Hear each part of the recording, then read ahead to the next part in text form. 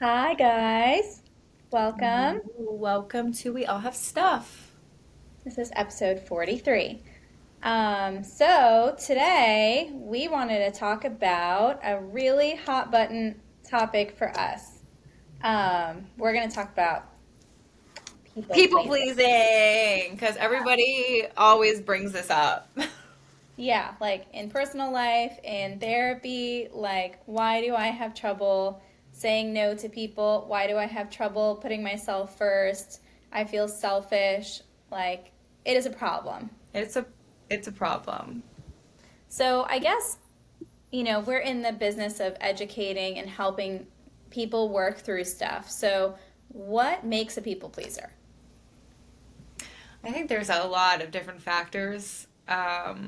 I think one is a culture and society we suck. I think we're Hmm. like programmed to like don't hurt that person's feelings and Yeah. watch what you say to others or you shouldn't be selfish, you should put everybody else first. I think there's like an ingrained and different, you know, especially like women, but I'm going to say men too, but like there's just like this culture and societal norm of it. And then I also think it just plays out worse for some people than others depending on your family. I think there's a lot of families and that ingrain that more so than other families. I think parents sometimes, are like so catering to other people and other, like we said, other people's emotions that from a young age you very much learn, like, put my needs aside or I Hmm. want this person happy with me. I think there's interactions with parents sometimes that happens where it's like I don't want to be punished or I don't want to be the bad person, so if I can just make everybody happy, everything's like not conflict and everything seems a little easier because we don't have to go into anybody being upset or chaos because a lot of families won't do a repair or be okay with emotions. I think there's like an emotional issue we have in families and society. Yeah. I think people pleasing comes from wounds of abandonment, of attachment, of fear of rejection. People pleasing, Mhm. like, is very often couched as like I'm being kind, I'm being considerate, but it's not coming from a place of kindness or consideration most of the time, although it's probably well intentioned a lot. Mhm. Um, I think people pleasing stems from behaviors that are reinforced because people give you attention when you are compliant. People give you attention when you're agreeable and you're friendly and you're nice and you just do what they want you to do, right? So, like any other behavior, it's reinforced. And what stronger reinforcer than other people approving of you? It comes from childhood, it comes from teachers and coaches and parents, right? So, as an adult, the more you do this, and as a young adult and an adolescent, the more you do this, you're getting reinforced like, do what I want you to do, the way I want you to do it, Mhm. and put yourself last, and all is well. You're great, you're popular, we boost you Right. up, your confidence is of utmost importance, and you walk out of it feeling burnt out. Right. And I would say like you're on 100% on point because humans in general, the two things that we enter the world wanting and needing is love and acceptance. Yeah. So, when do you feel love? Most of the time in a society where you're pleasing people and they're happy with your behavior and they're happy with you all the time. And when do you feel Yeah. accepted? Accepted is like, oh, you're doing something and I'm happy with it. So then other people are happy with who you are and what you're doing. So again, there's that Mhm. reinforcement of if I keep everyone happy and well liked, I'm lovable, I'm Yep. accepted, I fit in. And if you go against that, there's like this rejection you have to accept. There's this like, hey, I don't feel loved all the time. And dealing with those emotions are super hard for us. So it's easier. It's easier that we think, to just Mhm. be well liked, but then internally it's like that's the people pleasing curse is like internally you do struggle a lot more because everybody Right. else is happy. There's like that stereotypic quote of, what's more important, the peace around you or the peace within you? And I think that's such an Mhm. important thing to acknowledge when you're realizing and learning about your people pleasing is, am I actually in peace or is just everything around me peaceful? Right. That comes at such a high cost, though, because I do think that people pleasing is not necessarily like an inborn trait. I think it is a learned behavior. And while we may have more traits of agreeableness and that kind of thing, there are a lot of people pleasers that who at their core are so rebellious and non-compliant, and when you have that push and pull of the mask you're going to put on around people of doing what makes other people happy, sacrificing your needs, sacrificing yourself and the things that you want and like, that's exhausting and that's taxing, and you get home and you're kind of like, I've lost myself. What do I even need? What do I even want? So, there's a huge cost to that.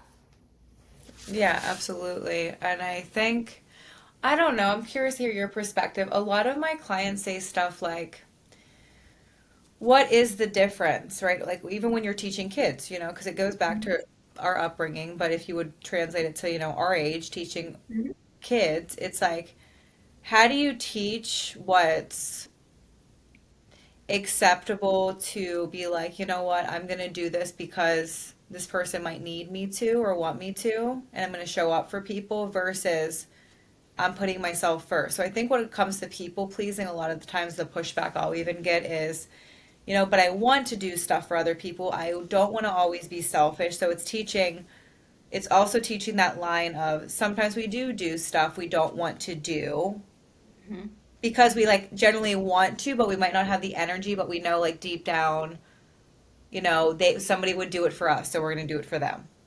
Right. I'm going to show up for my friend even if I don't want to today because I know they do it for me.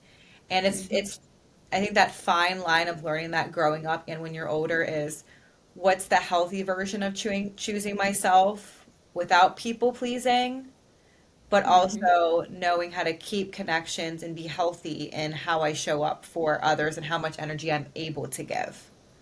Does that make Well, sense? yeah. I mean, I think the line is at what point does it become unhealthy for you? Hmm. Um, because I think it's a very easy answer when you're like, well, I don't want to show up for my friend today because I'm tired, I've had a long day, but they've just experienced a really pivotal event in their life and they need my support. They would do it for me.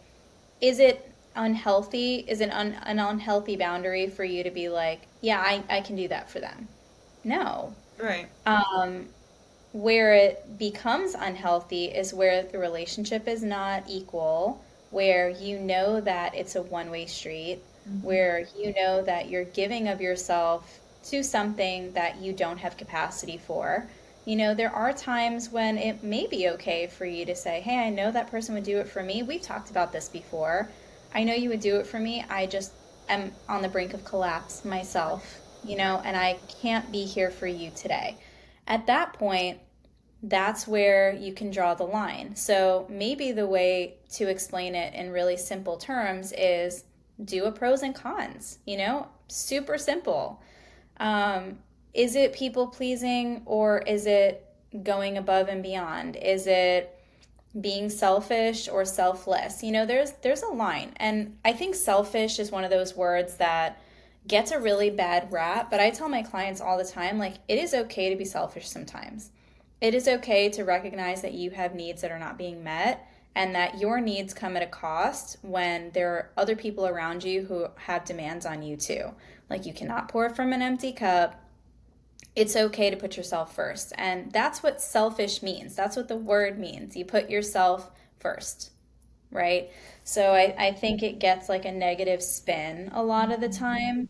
And I think obviously, it's yeah, just used negatively in our world. Like yes. if you say like you put yourself first, it's Mm-hmm. like you're so selfish. Just like there's such a negative Yeah, verbiage around it, emotion around it, like, oh my God, I'm so selfish, and then people make themselves bad.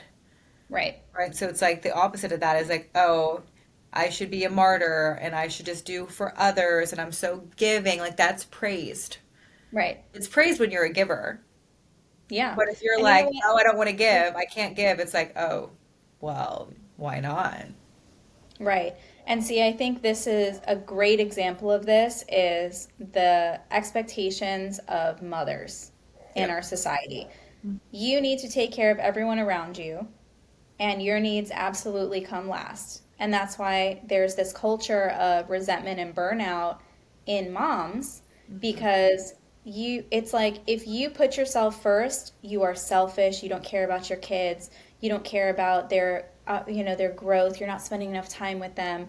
And it's like, well, if of course, how is a mom supposed to pour into her children when she's depleted, right? So why are you demonizing someone being putting their needs first sometimes? You can't teach your kids you are important, you need to love yourself, when they turn around and they're like, yeah, but mom, you haven't eaten a meal in 3 days. Right. you Right. know so it's things like that where you we're expected to model, not just mothers but like everyone. I think we have a culture of you're expected to model filling every box. You're supposed to work, you're supposed to have a family, have a partner, have hobbies, have all of this stuff, but then also put everybody else's needs on your plate, but also you can't give up anything. Right. So there's guilt when you tell somebody no. Mm-hmm. And I mean, we say this all the time, no is a complete sentence and it doesn't matter what it is. So, can you No, get this period. by this deadline? Right? Yeah. Can you take on another project, another person, another friend? No. Mm-hmm. No, I can't. I literally can't. And but it's so uncomfortable to say no and to deny. I don't want to use that word, but sort of deny people what they're asking from you or what you think is expected of you, because how are you possibly as a human supposed to say yes to everything? Yeah. You And that, can't. that like when you said that, the reality of talking about how emotions work is you're actually doing it for yourself. Like when people can't say no, I always say, what is that emotion that comes up when you imagine saying no? It's like, ooh, like it's so Yeah. uncomfortable and foreign to be like, I'm allowed to say no, that it's like, I don't want to sit in the emotion I have. It's so uncomfortable because I do have what was ingrained in my brain where I feel uncomfortable or I don't know how this person's going to react or I don't want this person to be mad and upset with me. So it's like, how Yeah. do we reverse that and be like, I have to normalize people might be upset with me and I have to normalize that it's uncomfortable saying no and putting myself first, but like the more I do it, the healthier I'll realize like, hey, it's okay. Like it doesn't feel as bad every time, right? It is literally exposing yourself to Hmm. like undo that people pleasing. Like this is very uncomfortable to undo, but how do I start practicing it? And if somebody on the other side does say like, "Oh, that really upset me," it's like, "Oh, I'm able to take that feedback and say, Yeah. okay, that stinks. It stinks that you're sad. Totally get that, but that Hmm. doesn't mean I said or did anything wrong." Right. Well, I think what also happens when you are labeled as a people pleaser is that people start taking advantage of you. And it's Absolutely. not necessarily because they're malicious or they have, malignant intents. I don't think that's necessarily true, but if you are the go-to person that everyone can always ask and never get a no out of you, never get a boundary, you are going to be taken advantage of. You're going to be the person that is given last minute projects, last minute requests for stuff. You're going to be the person who, on the way to the party, they're saying, hey, can you stop at the store and get A, B, C, D, E, even though you live the furthest away? Because you're not going to say no. And you're going to be relied on for so many things and the dumping ground for feelings. And that's a lot of pressure. So, how do you break out of that cycle? It's uncomfortable, Right. and it is a lot of pressure. I mean, imagine Absolutely. someone calling you and being like, "Hey, I know that you use my example, live an hour away, but like I forgot icing for my cake. Like, can you go grab me some?" And you're like, "Actually, no, because there's an hour of traffic and I live away an hour away, but okay, I'll figure it out." Why would that hurt so much to say, hey, I can't swing that? Isn't there anyone who's already there who can run out? You know, why is that so uncomfortable to have someone disapprove or feel a little let down by you? Like that, what is that? Doesn't say anything about your character. Right. It's like it's okay if a person's disappointed and it's not my Yeah, fault, but the reality is we make it our fault that they're that upset. guilt.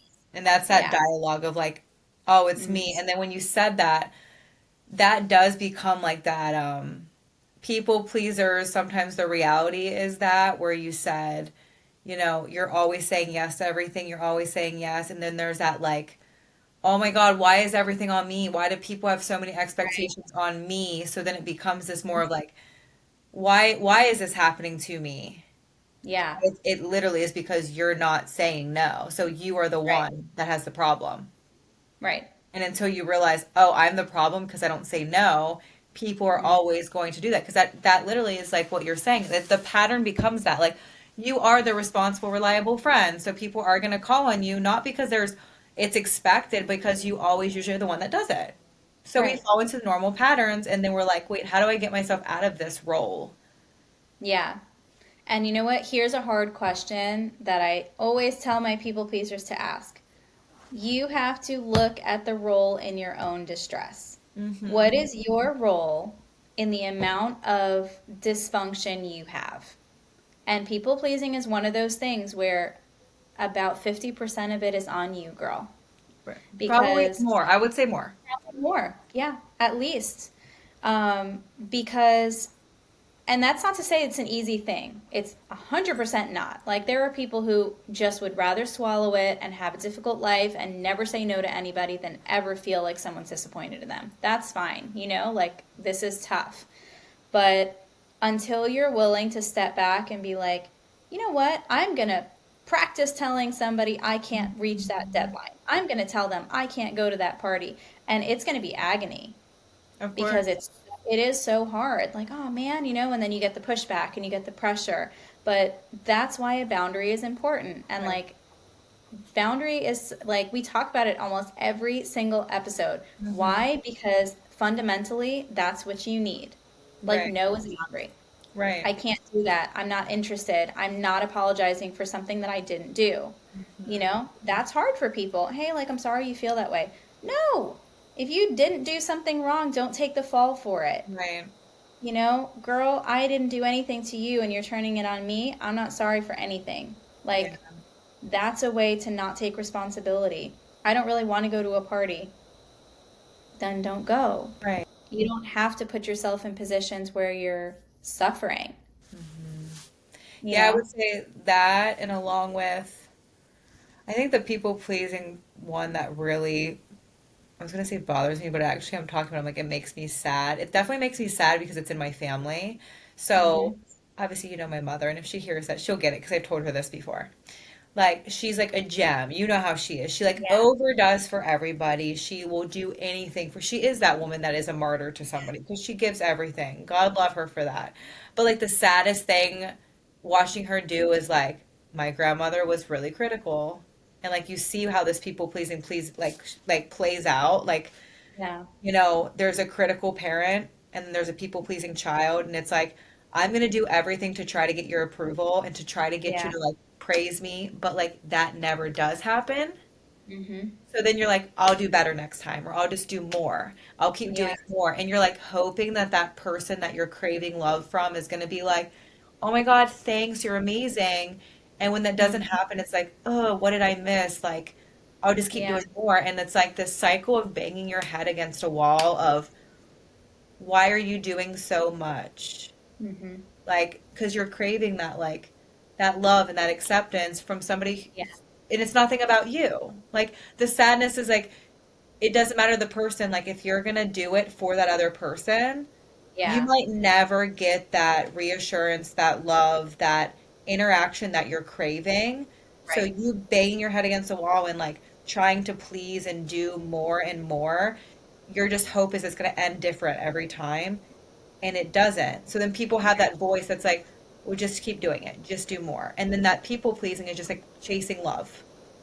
And you see that Right. in like really unhealthy, toxic relationships too, where it's Sure. like, I just want that love. I want you to be proud of me. I want you to be happy. And then when you get criticized, you're like, okay, maybe next time. And then that can be really sad to watch because it's like now it's not even just because you're getting validated for the good you do. You're wanting it so much that you're wanting to do better. And that's such a sad thing to watch play out. Yeah, and you know what? When you said that, it like this whole thing, it just shows how widespread this behavior really becomes. It comes down to wanting love and wanting reassurance ultimately. Like, the people who are stuck in this kind of pattern are so used to working for love that they don't feel worthy of it. And that's why you get this pattern of, I'm going to be an overachiever. I'm going to be a perfectionist. I'm going to do anything I possibly can to have no room for error. And when I'm still not good enough, that's that creates turmoil. That creates anxious feelings. That creates low amounts of self-worth, like poor self-esteem. And you think about like how could someone who is such a high achiever, so successful just have self confidence in the gutter? Like, why do they feel so terrible about themselves? And it's because it's not coming from inside, Mm-hmm. you know? Just basic like behavior modification. If motivation for change comes from outside, it will not stick. Right. If motivation is intrinsic and you really want it, it's for you, it's for your vision, your purpose, you can maintain it for longer. Right. There is longevity there, you know. But that's one of the things that we see with like the people I work with for tobacco cessation stuff. Like, oh well, my mom got sick. I want to quit because I don't want that to happen to me, and like she's pressuring me. 6 months later, they relapse. These things happen, and yes, it's part of your journey and figuring it out. And but how do you teach someone, like someone else wanting something for you is not enough? Right. You have to want it. And you also can't want it because you want to prove somebody wrong. Right. I've been there. That's something as a chronic overachiever. I will say that like many things in my life I've pursued or I've completed because I'm like, well, that would make X person happy.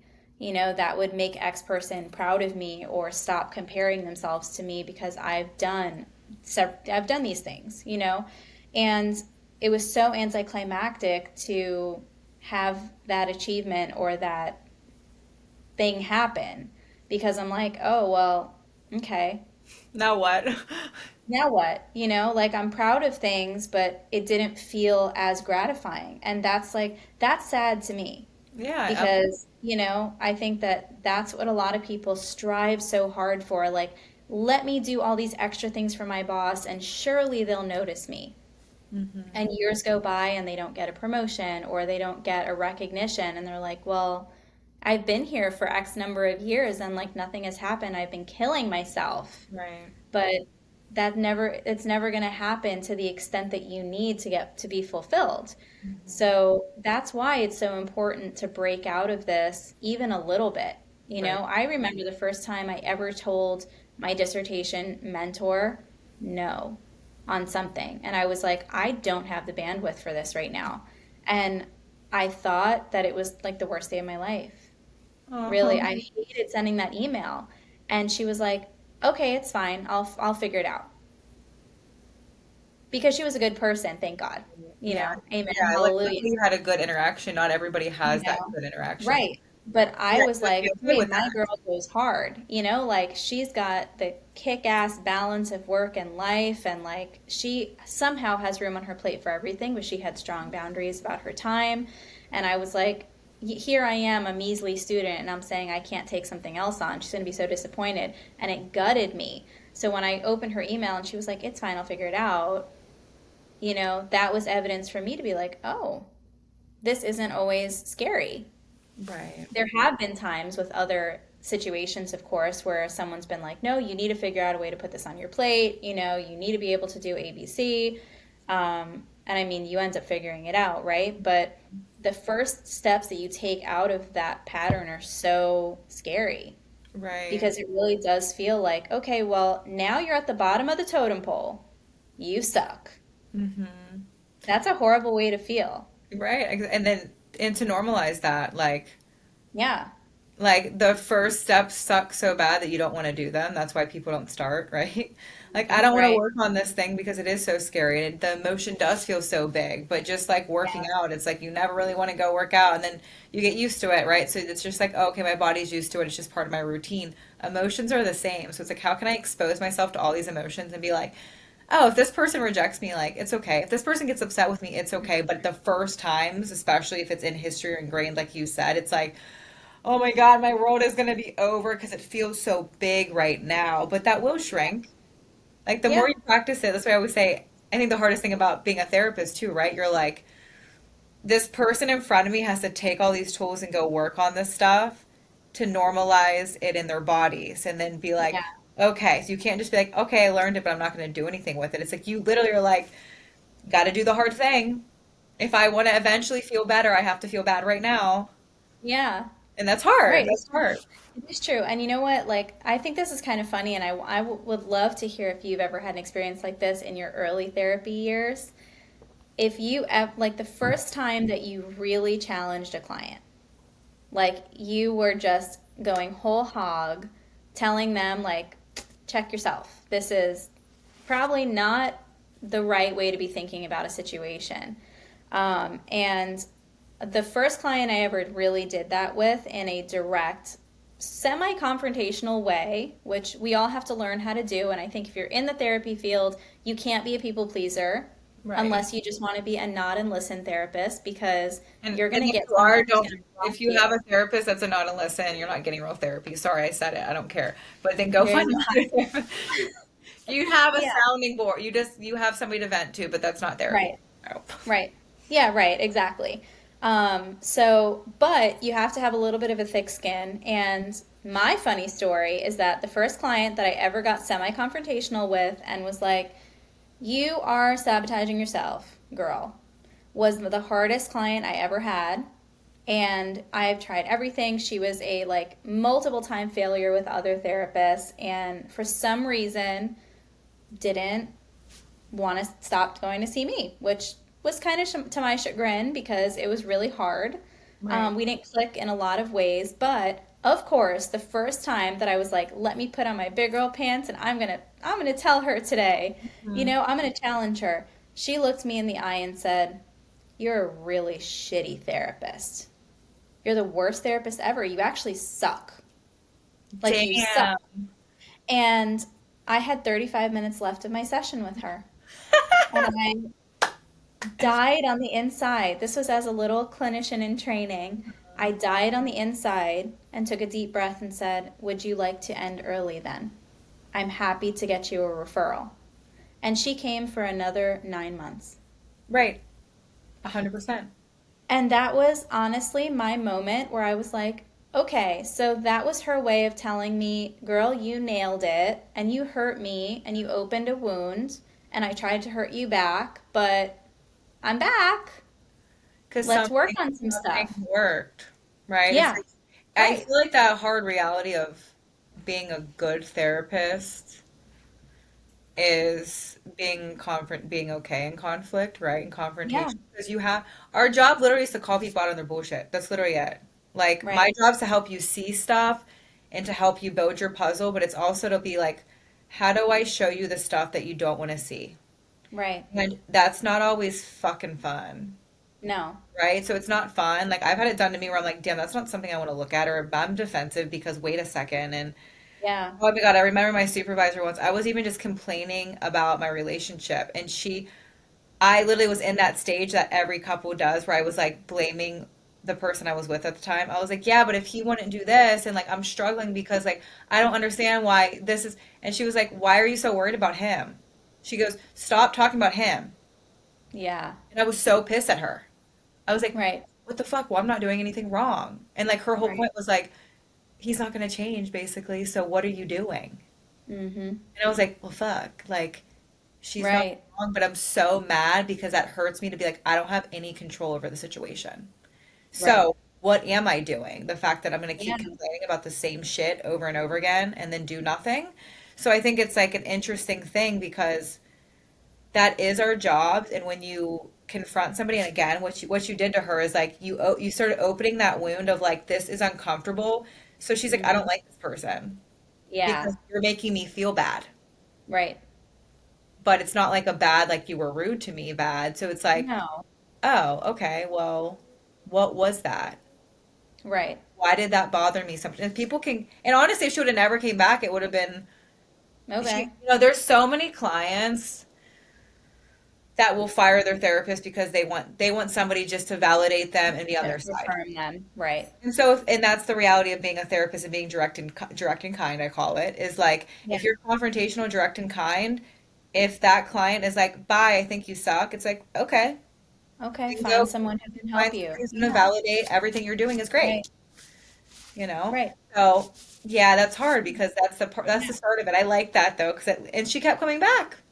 Right. But But to return back to our topic at hand, though, I did cry for like 3 days straight because as a little budding therapist, like I shot my shot and I didn't know if it was going to work, and she tore me down, and ultimately it was a great experience, but my little kind of sensitive learning how to stand up for myself Mhm. self was very hurt.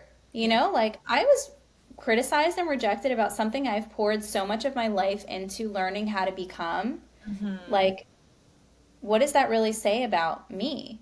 And low key, I was like, yo, do I need to drop out? Like, and I thought about that, but I think that was, for me, it was really eye-opening when she did come back. Like, oh, so you can stand up for something, not always yourself, but you can put yourself out there. You can be blunt. You can be direct with people in a kind, not asshole way. Hmm. And it's okay, Right. and it's fine. It's fine to advocate for yourself and set some limits, have blunt communication, be honest and genuine. And I think that that's really hard for people who just want so desperately to be liked and approved by Right, for everyone. sure. Because what you're talking about is the reality of even therapists being emotionally regulated, which of course when Mhm. we're younger therapists, that's fucking hard, right? Just like Yeah, any new career, you're like, I don't know what I'm doing, right? But it's our own regulation. Like, am I okay being disliked? yeah, Am I okay for a client disliking me? And if I'm not okay with that and normalizing that not everyone's going to like me as a therapist, they yeah, want they want different things. Okay, but it's not mm, about me. right. It's how do I say, okay, this maybe I'm just not this person's cup of tea as a therapist, and that's okay. Yeah, But that takes practice being like because that is rejection. It's like exactly what we're talking about. How mhm, am I going to get rejected and still own that I am positive and I know I'm good at what I do, yeah. and that person doesn't like what I do and what I say. So am I bad or wrong? No, they're just not for me. You know. Right. And you know what? I think you are much better at being like, okay, bye. Like, you don't like me. Cool. I think you are better at that than most people that I know because genuinely, like, it doesn't impact you Mhm. with peripheral people. I think you and I both, like, we value our close friendships, and it is hard to be rejected. But, Mhm. I think that there's something to be said for the ability to be okay with that you're not going to be everyone's cup of tea. That doesn't mean that you have to be disrespectful to people. That doesn't mean you have to be rude to people. But okay, well I don't want to click with that. I don't even want to click with anyone. I think the last like 2 years of my life have been transformative for me because I finally have come to a place where okay, like I don't even want this many people to like me and demand my attention because I don't want to feel guilty when I'm scrolling back through my texts and being like, oh crap, I haven't texted this person in a long time. I'm a bad friend. Right. It's okay for me to just be okay that I don't have bandwidth for that or that I can't make everybody happy. I can't make plans with every single person. I can't check in on everyone. That was a hard place for me to get to as a person. Yeah. And a lot of people struggle with that, I think. Sure. A lot of people also struggle with like this plays into social anxiety too. Like a lot of clients that I've had have said like I just can't stand the idea that I go in a store and I'm reaching for something in an aisle and someone gives me a dirty look. What was it about me that was so off-putting? And like that's such a simple thing, but when you get down to the nitty-gritty of it, it's like, well, because you didn't want to be rejected or ostracized for something, you Yeah. know? Which is like so amazing to me how far reaching it, like you said, it's a basic need to be wanted and loved and Mhm. approved. So when Mhm. you don't get that, that's like it's somewhere on the hierarchy of needs, social approval. For sure. I So, think there's two things. I think I wanted to mention this earlier and I almost forgot. yeah, I do think perfectionism and people pleasing go hand in hand. agree. So I think, anybody who's people pleasing, you're trying your hardest. Like if I can just be perfect or better, like kind of that example I gave Mhm. earlier, that I can be Yeah, more well liked. So a lot of right. times people are like, in their people pleasing strategies, I'm also like watching for that voice of like things to be perfect. Like, why am I not enough? It's like always Hmm. striving to be like the best and perfect. Yeah, Like when you mentioned that with your dissertation, it's like, oh, the moment I'm not going to be this high achiever, which it's like, why the right. fuck am I trying to be a high achiever anyway, right? As long as I get it Yeah, done, I get it done. But perfectionist and people pleasing isn't about getting it done. right, It's about doing it to the top notch best with no right. error. Because if people can find room for error, you might that's that percentage that they might reject you, right? Yeah. Which I think is Yep. an exhausting way to live. And so Yeah. and the other thing I want to say, which this is going to be for we maybe we can do this next time, but like when you Hmm. mentioned me, I feel like that's the pendulum swing, which is going to be another topic for a podcast episode. Why I feel Yeah. like I'm really good at that is because I feel like I don't have either of those. I feel like I'm rebellious. So I feel like Yeah. you fall into one or two, and I'm going to say both of them come with issues Yeah. in different ways. I think I have a Right. lot of anger issues and a lot of built up aggression that I was not Hmm. able to express, and it played out in different ways. Yeah. But I had like, I do have this attitude to me, right? What it's good because I'm okay with conflict, but it also Yeah. came with a lot of other ways that played out that I would say were unhealthy. Sure. And I'm curious to eventually have that episode because I always think about like, why are some people born and like that is that the reason their adaptation is I'm gonna people please and other people are like, fuck that, I'm gonna be the black sheep, right? Yeah. And Yeah. I think that's like a good conversation to have. Um, because even though when you brought that up, like I was like, did I have an experience like that when I was a younger therapist? I'm like, actually, I don't. I don't Hmm. think I had that. I don't think I've ever had any of my clients, beside maybe in couple sessions, which I'm really good Yeah. with. I've had couples and I've had guys go off the handle and me be like, and then be like, oh, and I'm like, okay, then don't come back. Like, I'm just very good with being Right. like, don't come back if you don't want to hear your partner. Like, I don't know what you want me to do with this. There's not, like, I'm like accepting there's nothing I can do with the stuff you're giving me, right? Right. I'm better with Yeah. like couples. I've had some couples, like some, especially some guys in the relationship, maybe walk out and I'm okay with that. But my struggle was more so in the fact of if I'm confronting this person, why are they not getting better? So Yeah. then it's my fault and my responsibility. Right. So it's interesting. I don't think I had that pressure of what you talk about of being perfect, but my mindset was like, what am I not, like doubting? What am I Yeah. not doing where they're not doing the work? And eventually it comes down to being a therapist saying, I can only do the best I can and I can't lead this person to do the things that they need to do. They have to also want it. Right. But I think it's interesting. So, because some clients come back and I also wonder, like, are they doing it for me? Yeah. Right. Or are they doing it for, like, I'm like, don't ever, and I always make sure I say that, like, hey, you don't have to do this. I'm giving you, Hmm.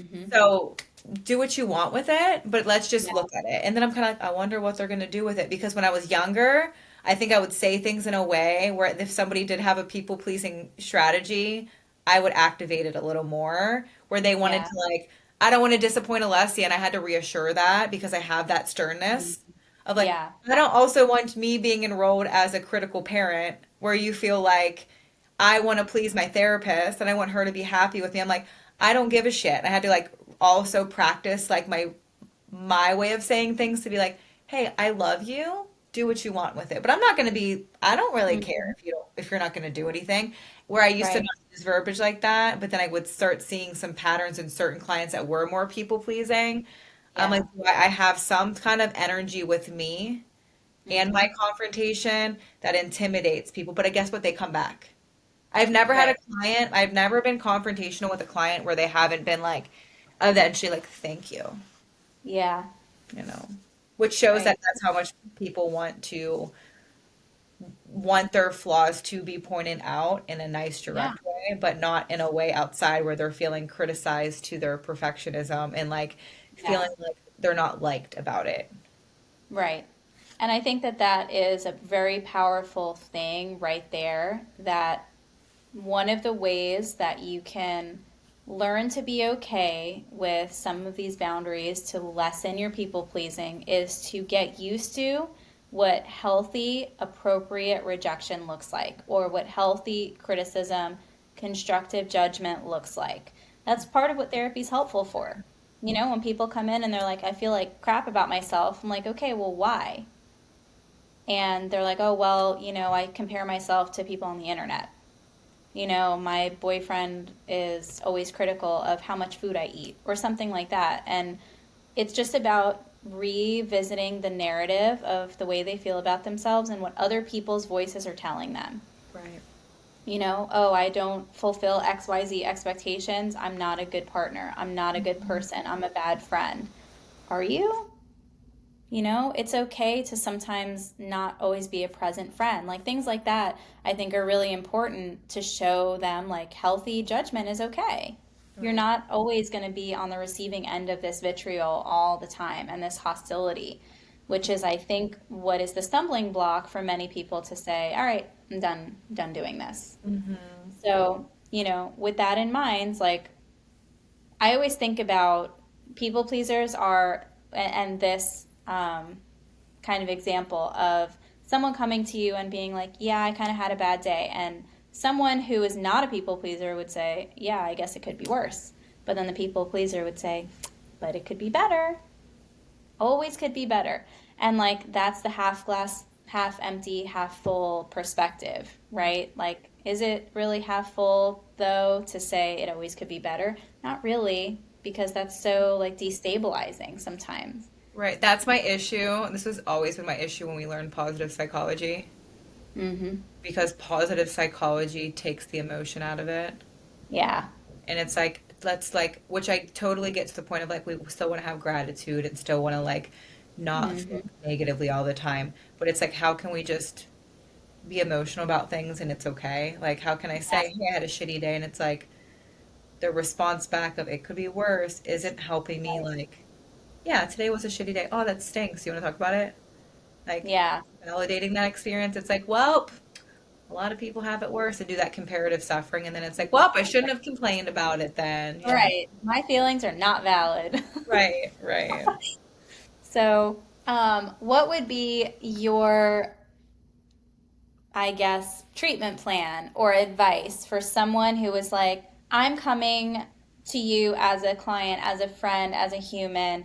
I'm a people pleaser chronically, and I am exhausted. Where I, do I go from here? I feel like the first thing, and this is exactly what I wanted to say before we ended, like, I think a lot of times we're not even aware when we're doing it. Yeah. I think my first step with anybody people pleasing is like, they kind of know, like, I don't know, I'm super nice. Like, you hear the verbiage, like, I'm super nice and I care about people. And, it's not bad qualities. It's like still really good qualities. That's the hard thing. Like, I love all those qualities, but it's like, how do I slow you down to realize, are you taking a pause and saying, when somebody asks you, hey, can you do this for me? Yeah. Can you at least just pause? Right. Be like, is this something I want to do? Because Yeah. innately, usually that voice in your head is like, just say yeah. And you, without even thought, it's just one of those things that's just so ingrained that you automatically say yes. You have no boundaries. You're like, what can I do for them? So instantly when somebody comes in and like, this is what I want to work on, I'm like, well, where is it playing out? And like, are they Mhm. aware of when it's actually happening? So like, bring all that back. Like, bring Yeah. that back to me. Just start being aware of slowing down when people ask you to do something, or when you Mhm. feel like you're burnt out. Like, where are you not saying no? And what happens to you when you slow down? Because usually, as soon as somebody slows down and it's like, Yeah. well, I don't really want to do this, you can hear the, but what if I say no and they get mad at me? Right. Or then you're going to hear that voice that's next. Like, their Yeah. worry is going to come next, or that emotion that they don't want to deal with is usually the next thing. And then I'm like, okay, now that we know, let's figure out what emotions you're not regulated in, and how can we practice like baby steps. And so that's usually what I start looking at first. But I think the first step, like anything, is like, Yeah. where is it playing out? Why is it playing out? And also being curious about your history. Like, what was my interaction? Why am I like this? Yeah. And you know what? Remember that the right people in your life will always respect your boundaries. Mhm. And the relationships that you have in your life that are meant for you are going to survive every time you say no. Absolutely. And I would say when you say stuff out loud, how stupid it sounds. Like, Yeah. if me and you are best friends and you're like, "Hey Alessia, can you stop at the grocery store on the way here?" And I'm like, I know, like your example you gave, there's an hour of traffic, and if I leave, it's going to take an extra 45 minutes. I'm like, what if I say no and Gabby's upset? Well, if Gabby says, like, she's fucking pissed at you for not stopping at the store, then fuck Gabby.